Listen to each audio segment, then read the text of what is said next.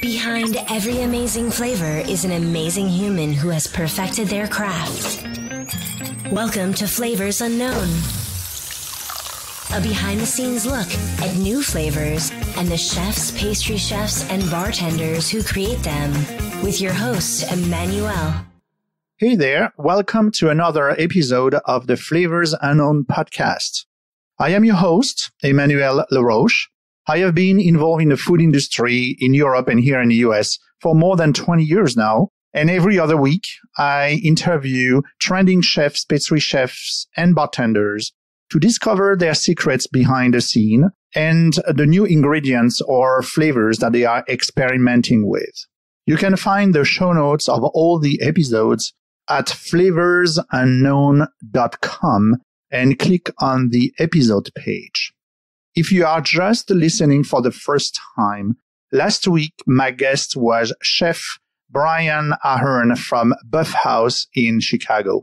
Please subscribe to the podcast to make sure that you are not missing any upcoming episodes. We have a special guest today. I am really pleased to have celebrity chef Jose Garces on the show. He is going to share with us his personal experience going through difficult times in 2018. He's going to tell us about his Hispanic heritage and how it influenced his food. That Amada, his first restaurant in Philadelphia, was written as a culinary school business plan project. And he's going to obviously share his passion for food development and, food innovation. Hi, Chef. How are you? Doing good, Emmanuel. Thank you. Thanks for having me. Yeah, we are very excited to have you on Flavors Unknown, to have you on the show. It's a special moment for me. Well, equally special moment. I'm glad to be participating. It sounds like a blast. Thank you. I want to start by addressing, I don't want to say it's the elephant in the room, but there's a lot of things that have been said, about you. And, you had this tough situation you were in 2008 when you had all those restaurants closing and as well lawsuits. So I do not really want to drill into it, but I just would like to know, what did you learn, from that situation? Yeah, sure. I think, a lot of things have been said, there's been articles written, there's a lot to it. And, the bottom line is that we have, our business, our industry is a tough business. Profit margins are tight. The labor pool is low. It's tough to get, really great people. We had a couple unfortunate events that occurred in my company. So I started and founded my company in 2005 with one restaurant, Amada, down in Philadelphia, down on 2nd and Chestnut. And over a 13-year span, we had grown probably to about 20 to 25 restaurants at one point, a full service catering company. I had a farm in Bucks County and a foundation that supported the underserved immigrant community of Philadelphia. So had built up a really nice base, what I felt was a great organization that I was really proud of. And we had a couple unfortunate events in business that really triggered kind of a chain reaction, a financial chain reaction. One being we had 4 restaurants at the property in Atlantic City called Rebel. And the restaurants were doing fine, but unfortunately the hotel and casino aspect of it was not. And those 4 restaurants contributed to a big part of our financial success and health in the company. So in 2014, that hotel and casino on really short notice shuttered the doors. And with that shuttering also our 4 restaurants and our, a big part of our, financial infrastructure. We doubled down in New York at Amada down in Brookfield Place. And, we just didn't hit our numbers, unfortunately. And so those 2 main events really triggered an unfortunate event for us as a business, but we emerged with a great partnership with a group out of Louisiana called Ballard Hospitality. We merged Ballard and Garces to form Ideation Hospitality, which is now, kind of the best of both worlds. Our brands, our culinary know-how, our ideation with the business support of Ballard brand. So it's an exciting time for me as a chef, as a company, and really looking forward to building upon the foundation that I've put in place over the last 13 years. Do you think that the situation of, as you said, creating your first restaurant in 2005, correct? Yeah. And then, having this very rapid growth until, 18, when you have, I think, ended like 16, restaurants. Yeah. Do you think that, this growth was too fast and too quick, and it was not easy, to handle and manage? I just want to understand. It's because people that have in the restaurant business and they are looking at expansion and growth, and what are the things that they need to be mindful of? 100%. And I think, it goes without saying that it was very humbled by the experience, very appreciative of kind of the end result that had happened, but it was a very, humbling experience, and with a lot of learning lessons that I'm taking with me and moving forward. So what is like maybe the main lessons that you can? Well, I would say, I think, to really understand what had transpired. And again, we had a lot of success coming out of the bat with Amada. We opened Amada in 2005. I had a few ideas that I wanted to put out there. So our modern Mexican restaurant at the time, Distrito. I opened a Chinese Peruvian restaurant called Chifa, as well as Tinto, a Basque wine bar, and Village Whiskey. And all of those are still open. And they were kind of the first restaurants that I had concepted and put out there, and really proud of them. And I think during that time, I won a James Beard Award in 2009. I became an Iron Chef as well in 2009. And those events also catapulted my success and opportunities. And I would say, during that time, I thought I was being very selective in terms of the opportunities, and probably, I would say I was more opportunistic versus strategic. So, as still a young chef entrepreneur, I was still, very probably full of myself more than I should have been. And so I think looking back, I probably would have wished I was a little more strategic about the brands that we were growing, the locations that we were getting into, and kind of the brand partnerships as well. So I think that, if you're a young chef and you're experiencing some success, I would say, really appreciate that success.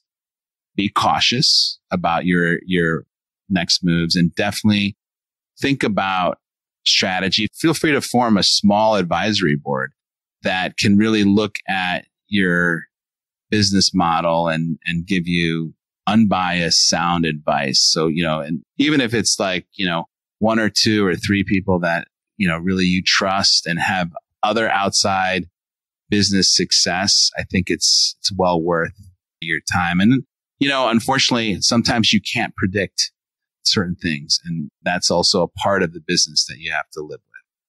How did you manage, success and becoming a so-called, celebrity chefs, after James Beard and the Iron Chef? I mean, I felt like I managed it myself pretty well. I kept, a humble approach, a work-like approach to my craft. I had a lot of pride in our company, and being an employee-based, employees first kind of culture, and really preaching like Latin-inspired hospitality. And at the same time, practicing my craft. And it was, I'm still very passionate about food and food development, where food is heading. So that passion has never wavered. And so when you think about success, when you are passionate about the culinary aspect or food, it keeps you grounded, because it's still a humble craft in many ways. You're working with your hands, you're cooking with fire, and it's not, it's certainly not rocket science or anything of that. And so it's a humbling craft. And I think that helped keep me grounded throughout the success. So you're talking about, you're fascinated and passionate about where do you see, food go? If there's any dining trends that you see, on the rise? One of the most important ones and the biggest one that I'm seeing currently is just that food delivery and, high level or elevated food experiences coming to your home, much like what happened in the retail sector of things where, online shopping gets such a big share of the market. I'm just starting to see that. And it's been going on for a few years now, but I'm a little fearful of that. Honestly, I'm in a restaurant business, so I still want people to come out to eat, but I at the same time embrace it. And, the beauty of where I'm at right now in my career is that I have the ability to kind of shape and choose where I want to be in food coming up. And so understanding that and embracing that people want to have these elevated experiences at home and delivered. And so how do we get there? So how is going to be, your fingerprints, on this, how Chef Jose Garces is going to participate into this new trend?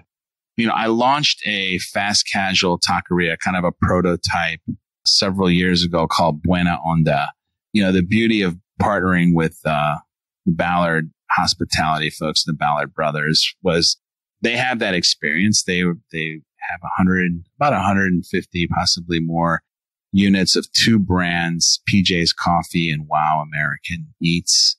And so they've been in the space and they understand it. And so honestly, one of the biggest allures for me to them was that they understood this space and that I had this brand, Buena Onda. And I also have the ability to create other, call it fast casual or quick serve brands. So getting quick serve really in a modern way to our consumers is something that excites me. So Buena Onda is our fast casual taqueria. We have one location on Callow Hill in 19th so are we going to see that expand throughout the U.S. in the future? Absolutely. Yeah. Great. We've always said okay, how does Buena Onda translate to St. Louis, Missouri? It works in Philly, but how can we get it there?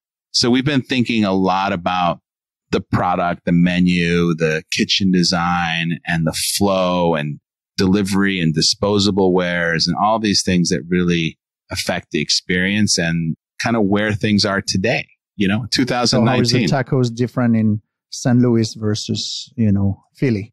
The tacos hopefully are the same. The same, okay. Because they need to be delicious whether they're in Philly or St. Louis. But it's how do we get our folks in St. Louis who can, look at this concept and be able to reproduce it in a way that's still authentic and true to the brand. So that's the part I think that's always the most challenging, but we're up to the challenge. And so that's exciting. And I think, I'd love to, deliver that experience. And I just think there's room in the market. There certainly are big players out there, but I think, I'm competitive. I always have been. I think that's why I really enjoyed Iron Chef, because it was the time when I knew I was going into battle or going into Kitchen Stadium, and the butterflies in my stomach were floating, and all of my culinary and cooking senses were alive. And so I think that competitiveness that just kind of stirs within me. Where does this competitiveness come from? I grew up in Chicago, born and raised. I played football and I wrestled in grammar school and high school, and it was always, it was just there. I enjoyed it, and it was, both kind of combative sports, both a little, call it, let's say, aggressive.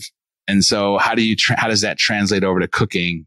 Somehow I found it in competitive cooking. So talking about going back in time, and so what compelled you to become a chef?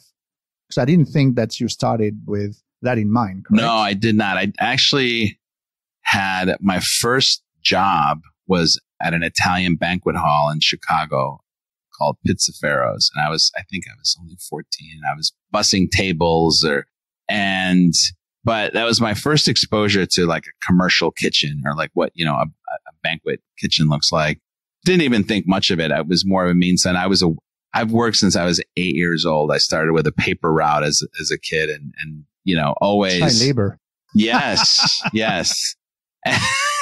Child labor was in full effect in Chicago, I think. You know, and I was always, an entrepreneur too. I used to throw parties in high school, and that was the main source of my revenue. I would throw parties.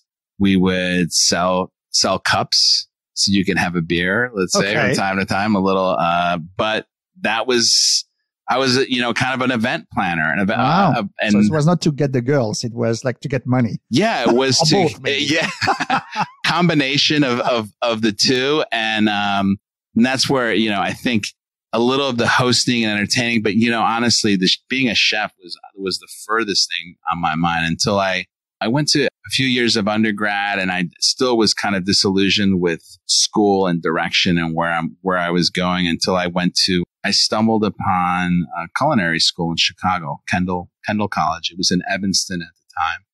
And I just saw, like, you know, the uniforms, the white hats, the crisp aprons, the kind of uniformity, the kind of the discipline that I found in high school athletics. And it just spoke to me.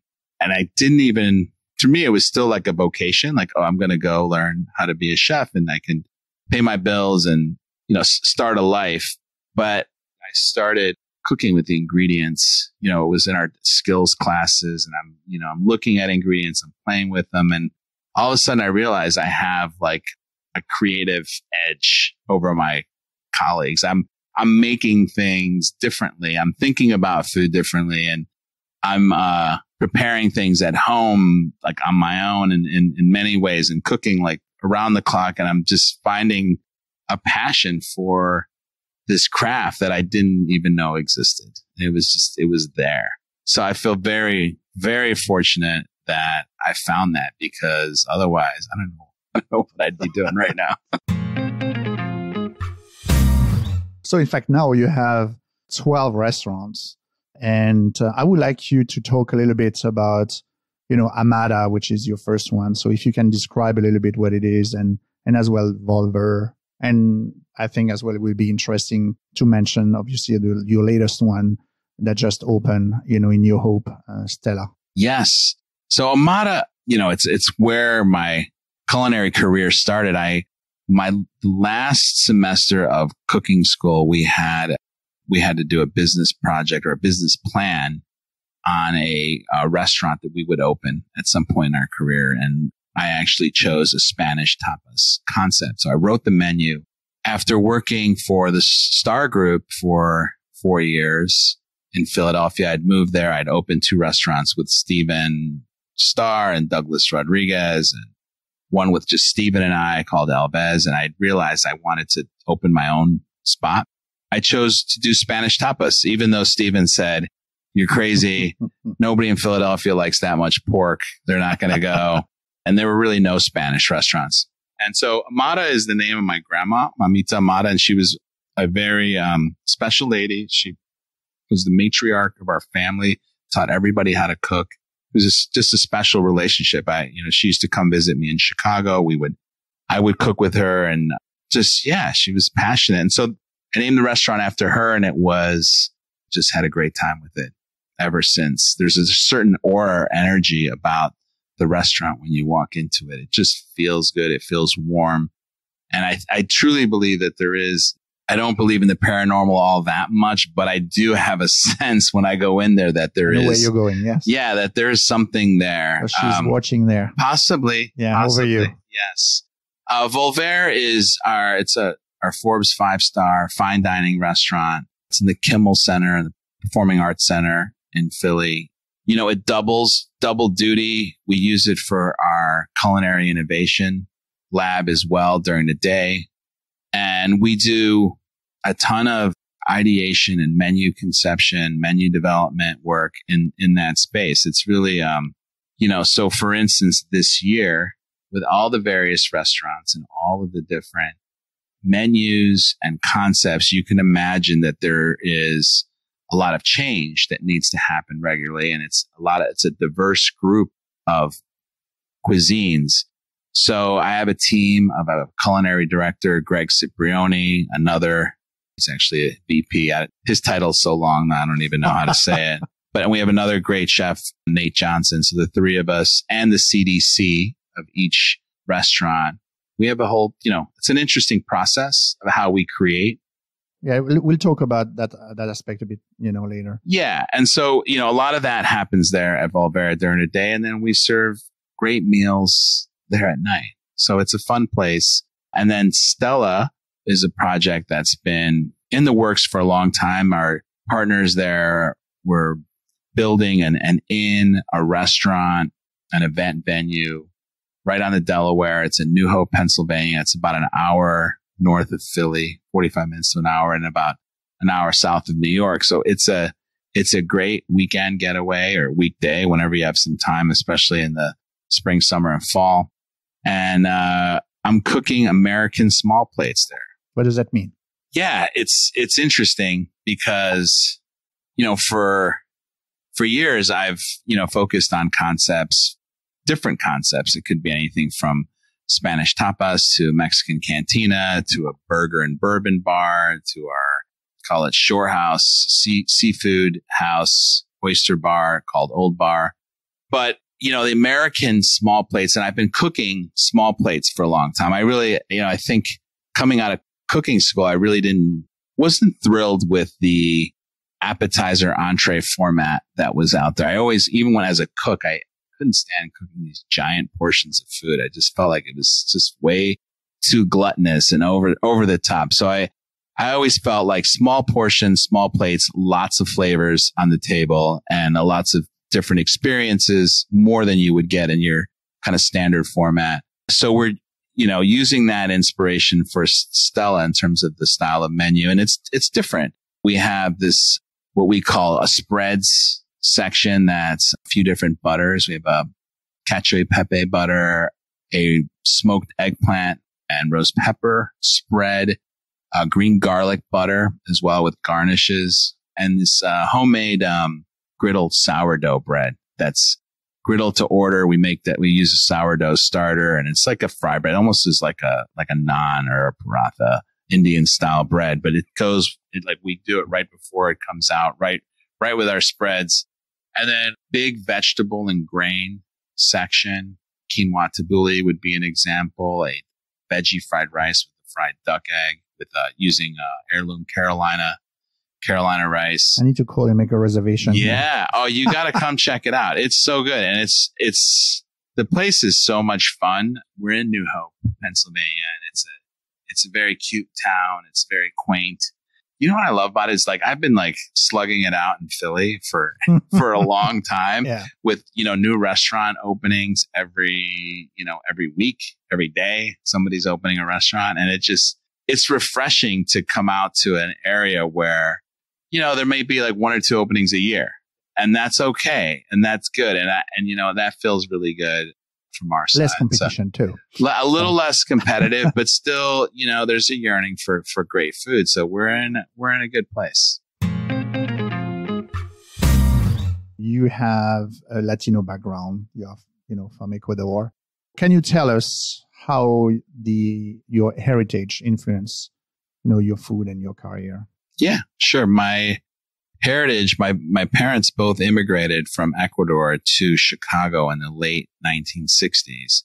So I grew up in a Ecuadorian American household. My mom cooked Ecuadorian meals. And I mentioned my grandma earlier, Amada. She would come most summers and cook regularly. So growing up in that environment where there's Latin flavors going on all the time made a huge impact on me. And I gravitated towards the kitchen. I loved helping my mom. I loved, helping her with her mashed potatoes, making cake batters, breading things, whatever she wanted me to do. I was with her. It was a special time and left a lasting impact. And again, I think that, the use of cilantro or sofrito and, cooking of beans, tamales, humitas, empanadas, arepas, these are all foods I grew up with. So even to this day, I still make all those things for my children. And, and now we're seeing market trends where they're becoming more accessible and more widely recognized. So that's exciting as well. of course. So if we look at, the stats, the population and the facts that, the population of Latino heritage is going to reach probably like 30% of the population by 2045. I think it was one of the latest. So how do you think American food is being influenced by, Latino culture? Well, I think it's being influenced quite a bit. It's, there are markets, obviously, in the U.S., whether it's in L.A., Chicago, so in most major cities where you have a lot of different Latin countries represented. And I think, New York is a great example. If you go to Queens, you can find a Colombian bakery, an Ecuadorian restaurant, an El Salvadorian pupusa shop. Obviously, Mexican cuisine is ingrained in American culture. It's as much American as it is Mexican these days. I just feel like people are so familiar with it. So there are Latin staples, Latin foods, Latin flavors that continue to be expressed. And so for me, that's really exciting because it's kind of the world I've lived in for a long time. I'm hopeful to continue to share and spread Latin culture through food. So you have seen a lot of, influence with like chiles, from jalapeno to habanero to, new ones. And what Latino ingredients do you think, are going mainstream in America? Can you mention, some of them? Sure. Well, it might even be maybe not so much ingredients, but maybe preparations. Okay. So how about sofrito? Oh, yeah. Actually, so sofrito is kind of like the backbone of any soup, stock, sauce. And usually every Latin country has their own style. But, in general, it's, peppers, onions, garlic, and sometimes culantro or cilantro. And it's just, so I think that's like a base that hopefully becomes like a staple throughout. So sofrito, we said it's almost like the main bones of the Latino cuisine, like mirepoix is like from the French, That's cuisine. right. So French mirepoix, or in New Orleans cooking, they call it the Holy Trinity, right? And in Asian cooking, I don't know if there's a term for it, but it's, garlic and ginger and, scallion is, and so there are, lemongrass if you're, talking about Vietnamese cooking. So I think that every culture has their own sofrito, and it's the secret. It really is the secret sauce in most dishes that have a lot of umami or big flavor, and is that kind of backbone that just kind of helps support everything. But I think what I love about Latin cuisine and Latin foods are, our uses of herbs and fresh chilies as well for fresh heat. I use cilantro in just about everything, and I also express, basil, Thai basil, chives, parsley, oregano, thyme, rosemary. I love herbs. So wherever that comes across and wherever it's at, I think, again, to go back to, there's ingredients, but there's also, again, preparations. We talked a little bit about arepas, pupusas, these sort of preparations that I think are becoming more mainstream is what I'm looking forward to seeing. And what do you think from your perspective, what's the biggest misconception that people in America have about Latino cuisine? I think the biggest one is that it's spicy or hot, which it's really not. And it depends on where you're coming from, it's the foods of Cuba are certainly different than the foods of Spain or, the foods of Chile or Argentina or Brazil. Sure. I mean, you really can't group it all. But I think the biggest misconception is that it's hot or spicy. And that's just not right. If you look at the whole country, that makes Central America and Latin America, which is about, maybe 20. So basically, I would say that like Mexican cooking with their more 300 varieties of chiles, and maybe Peruvian, where there's a lot of chiles. So those two cuisine can have, a lot of heat and spice. But the rest, there's more not really mild. It's more mild. There's not really a lot of like burning, hot, effect. Yeah. And I would say that's an accurate statement where in certain Mexican cooking, and it depends regionally, it also changes as well. In Mexico, and Peruvians, they like their heat. And they have their own chilies, basically, ají panca, ají amarillo, ají rocoto. And I love the Peruvian huacatay as well, the black mint. There's sauce bases that are made with peanuts and plantains from time to time, kind of an Andean culture. So how have you learned all those specifics from countries? You're based in Chicago. I know you have a Latino background, but from the discussion that we had, before this recording, is he has obviously an expertise in all those countries. So I'm curious of, how did you acquire that? I acquired the understanding early that you could travel and really learn about cuisine as part of, as part of what you do, as part of your career, that that the importance of travel and being inspired is kind of it's a staple. So when I finished culinary school, I cooked in Spain. I got a job through actually a priest in Spain who owned 3 restaurants, and man of the cloth, but man of the euro as well. I think that experience kind of propelled me. So then, after I had left Spain, I was like, wow, it reflected on, I'm like, what an amazing experience that I had in learning the culture, really learning about the food from Spanish chefs and getting a big appreciation for what that cuisine was. So then I said to myself after that, well, if I'm going to learn about any of these cuisines, I'm going to go and visit. So I took that upon myself. So I traveled to Argentina, Buenos Aires, was in Uruguay, Mexico several times, back to Spain many times, Ecuador, Peru, the Caribbean, Cuba. And you worked there, or no? I went like travels, culinary curation, yeah. travels, okay. Inspiration, and it's a big part of how we can create, because I think bringing those traditions back and translating them into a way that works for your market, it's a talent, it's a skill, and I think it's something that I feel like myself and the team can do pretty well. And that's kind of it's a little bit of our advantage. And you did it even beyond, I would say, Latino influence, because you have another, restaurant, Okashi. Yeah. Right? With an izakaya. Yes. So can you talk to us a little bit? Because it's a Japanese, influence completely here. Yeah. When I won Iron Chef in 2009, some of the battles leading up to that win were in Tokyo. So we filmed 2 Lucky battles you. there. Yeah.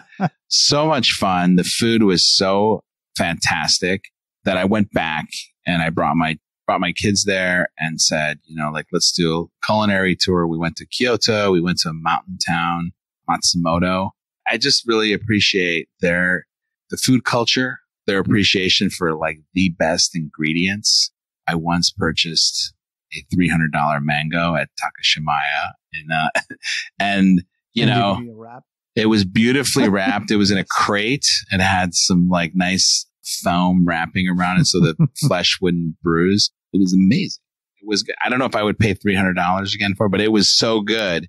It was the best mango I've ever had. And so I think that in being inspired by that, I always wanted to, cook the food with all due respect and appreciation. And so we had an opportunity to open a restaurant in Atlantic City at the Tropicana Hotel. And I decided to so one restaurant there is Olón, which is kind of a coastal Latin American seafood house. And then Okachi, which is, my take on a Japanese izakaya, but it really is, it's more of my take on the best things that I love about Japanese cuisine, which is kind of their small plates, dumplings, and some ribs and pickles and some karagi, and then ramen, some yakitori, and sushi and maki.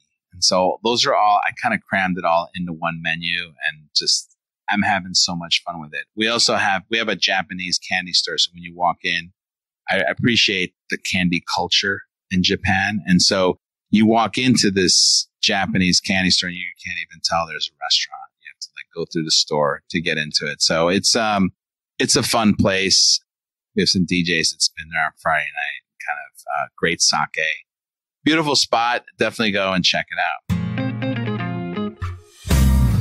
So I would like to learn a bit more about your creative process. So can you give us an example maybe of one of a recent dish that you have done, which was really a creative, and what was the process, behind? Well, I'll tell you one of the opening menu items at Volver. This was a childhood memory I had. So my dad, when we were younger, would take us to, I have two brothers, an older and a younger. He would take us to Lake Michigan, play soccer, play football, jump in the lake. It was like our afternoon, Sunday afternoon activity. And he would buy Kentucky Fried Chicken and bring it there. And that was our lunch, after we were playing. So I had that memory. And when I opened Volver, I said, I want to recreate that somehow and elevate it. And so we took these beautiful squab that we were getting from locally from a farmer and stuffed the inside breast meat with foie gras and a farce from the squab leg. And we made these beautiful biscuits. The pomme puree was kind of a Robuchon inspired pomme puree, a sweet corn sauce, and a beautiful slaw. And I had just put this whole memory of my childhood kind of on a plate. And it was a beautiful thing. For me, it meant a lot. And, I think our guests really appreciated that. And they enjoyed the dish. They enjoyed the kind of elevation of it. And Kentucky Fried Chicken won't recognize it, obviously. That's right. That's right. You talked before about, Volver, that is your, as well, your culinary lab. So I'm guessing a lot of those creation, are happening, at that place. So is it something that you are doing in a collaborative approach with other chefs that you have that working in the different restaurants? Yes. What's the role of that test kitchen, culinary lab over there? I think that when we're either changing a menu or creating a new concept, the lab plays a big role. And really how it works is, so I have two kind of, I call it like culinary superstars that work with me, because the food is really collaborative. When you're creating, it's so much better, I feel like, when it's a collaboration versus on your own. So I'll have my two, what I call is my culinary ninjas, and then the chef of the restaurant. And we start to, if we're changing a menu, we're looking at a contribution analysis, which kind of gives us a breakdown, a little more business background, a breakdown of what's selling, what's not. That's broken down into 4 categories: puzzles, dogs, plow horses, and stars. We usually look at the dogs right away. They're the ones that aren't selling, and they actually are probably higher in cost for us. That right away, and that's just broken out by sales. So there's a metrics. So it gives us a target. Might be 8 dishes, 6 to 8. We find is usually a good spot for call it a seasonal change. So we do a spring, summer change, and then a fall, winter with kind of tweaks along the way. And so the 4 of us will sit and we'll look at what needs to be changed, and then we'll start to look at our inspirations. So again, it could be travel, it could be a memory, it could be a cookbook, it could be a chef's work, it could be anything. Really, could be produce from one of your local providers. It could be a farmer that drops off like beautiful ramps and says, "Hey, these are good. I have these for the next several weeks." Any of those items, and then I ask everybody to ideate and put everything on what we call a one sheet or a development sheet. And those sheets are, they're incomplete, but there's usually a full thought. And so any 4 of us could have, for these 6 to 8 target items, we could have 4 to 6 different ideas. So those all get put into a pot. I have the luxury of kind of cutting and trimming and seeing kind of where, what makes sense to put into a test phase. And still at that point, things aren't fully complete. And what we'll have is dishes that have several elements. And then there could be other elements to the dish that we have available for us. So once it gets to that kind of, okay, we have a blueprint, We put it into our test lab, and we're all in the kitchen then at that point, cooking all the different elements. And then there's a plating aspect of it. And the plating, actually, I find it to be very important because people certainly eat with their eyes. Plating has evolved over time. And Instagram, I'm sure, plays an important. Instagrammable moments as well. And so we all kind of take a crack at plating. And then could be an element that's missed or added. And then we end up somewhere. There's a point during that process that we all just know that we've hit the mark. And it's pretty apparent. And if it's not apparent, we all look around, and I could just tell just by the sense, the energy in the room, and like the feeling, the vibe we're getting from the plate, it's not there. So then it could be a version 2 or 3 that happens on the spot before we get there.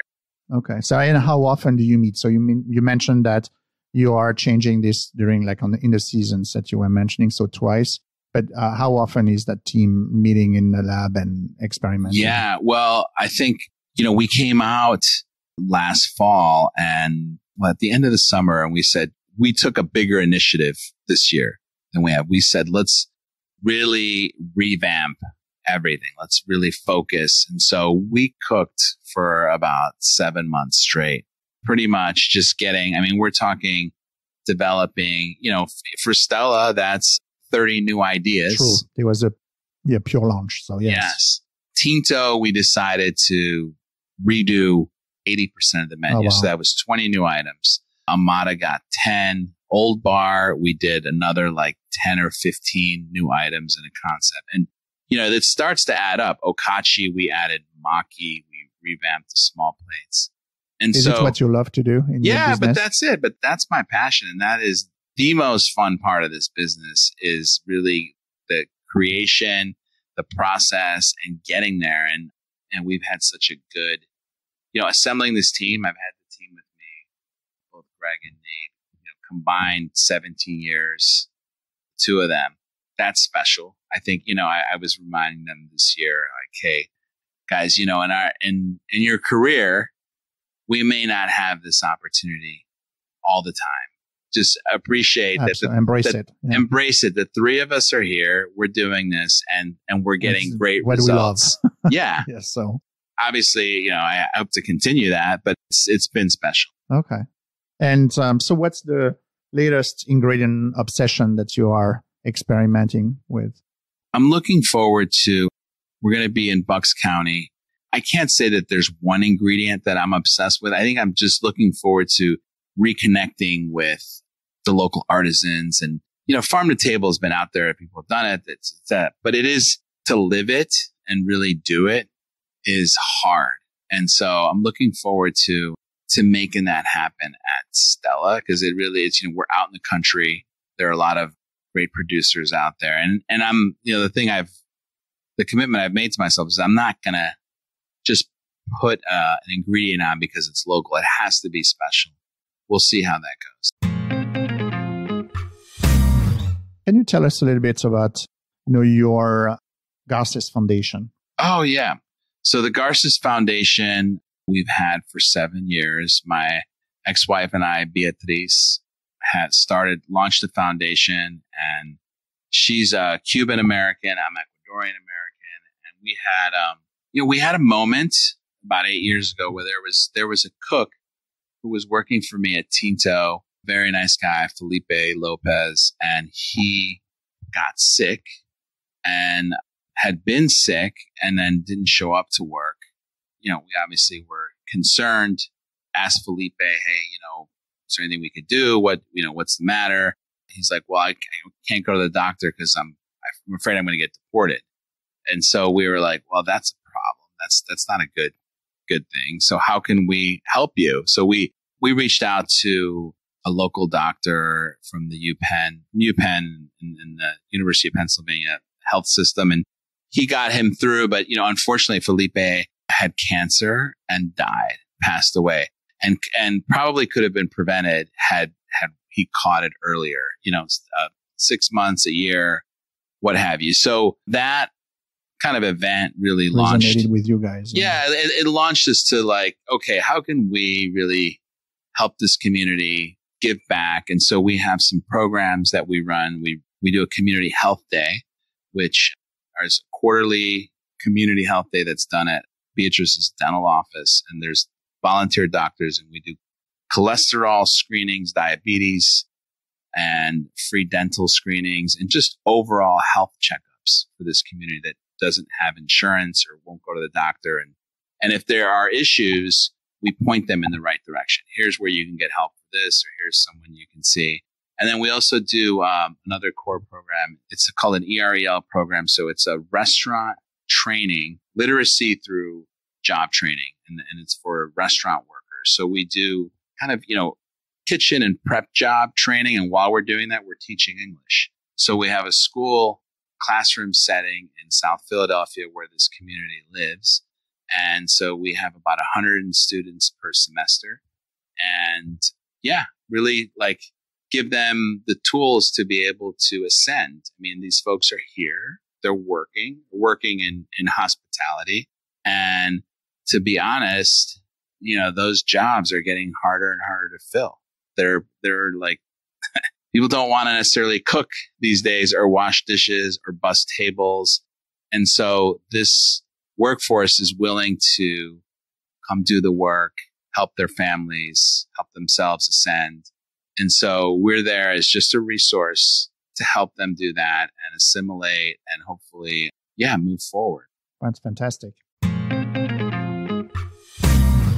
So, Chef, I'm looking at the time because we have been talking for a while now. Yeah. Hey, so I really appreciate, but I have to be conscious, of your time too. So I would like to finish the interview with a series of rapid fire questions. Sure. Okay.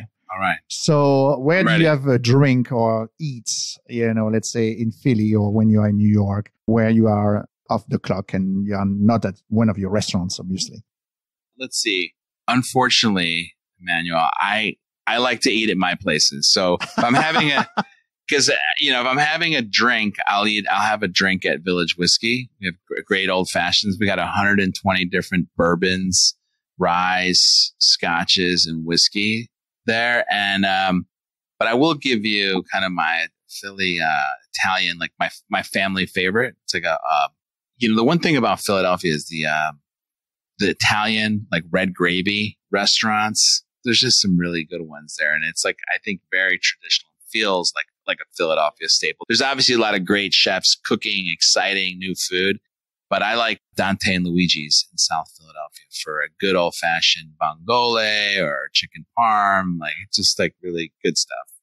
So what are your top 3 cookbooks that inspire you the most? Oh, wow. Top 3 cookbooks. Well, I really love Daniel Hume's work from 11 Madison. I think it's very clean. I've always appreciated Thomas Keller's book, French Laundry Cookbook. Yeah. And I recently, cookbooks they're just, to me, they're my lifeblood. I really enjoy them. And I'm going to recommend Charles Phan's Vietnamese home cooking book. His recipes are fantastic. Great. What's your favorite guilty pleasure food? Guilty pleasure food is pizza. And it's like the worst thing I can eat. And I just love it. I can't stay away from it. It's like which topping do you like the most? An obsession. I'm a pepperoni and mushroom or sausage and mushroom. And wow. I'm a Chicago guy. So I really love tavern style. Not many people know about it, but it is the best. It is always considered the Chicago, one of Chicago's best pizza. Not the deep dish. No. Tavern style is it's a paper thin pizza. It's actually very thin crust. They usually dry the dough out for 5 days. So it's almost like a cracker. And then you could put a good amount of toppings on there, but when you bake it, it still gets crispy. So good. Wow. So give me 3 dishes that you cannot live without cooking or eating. I love my eggs. So eggs anyway, like eggs over easy, egg scramble, omelet. Like I don't think I could live without eggs. I think pasta is, a thing that I just, man, it's tough. The carbs are like, they're calling me all the time. I don't think I could live without being able to have access to, my bolognese or spaghetti and meatballs. It would be tough. Okay. And let's see, lastly. Nothing Latino. Lastly, no, I mean, listen, I've been eating Latin food my whole life, so I don't think I could live without having sushi in my life. Sushi, nigiri, maki. I need my Asian fixes from time to time, and definitely Japanese food is at the top of the list. So you've been to Spain. I've been to Spain quite a lot as well. And I think that's probably because of the name of your restaurants and so on that you have. We have maybe someone in common that we like. If I say Pedro Almodovar to you, does it resonate? Of course. Yes. One of my favorite Spanish directors.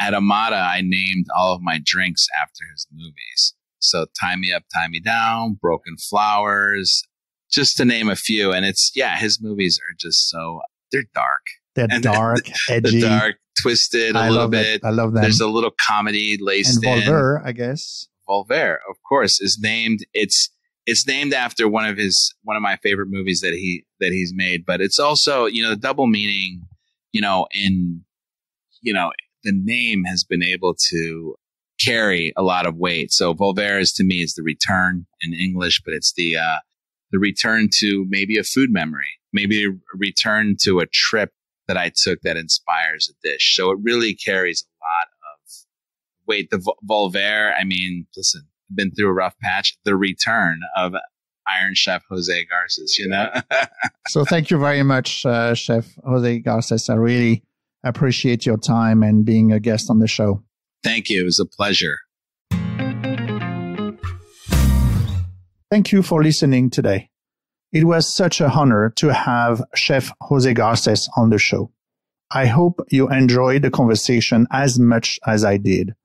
And if you did, please make sure you share this episode with other chefs or foodie friends.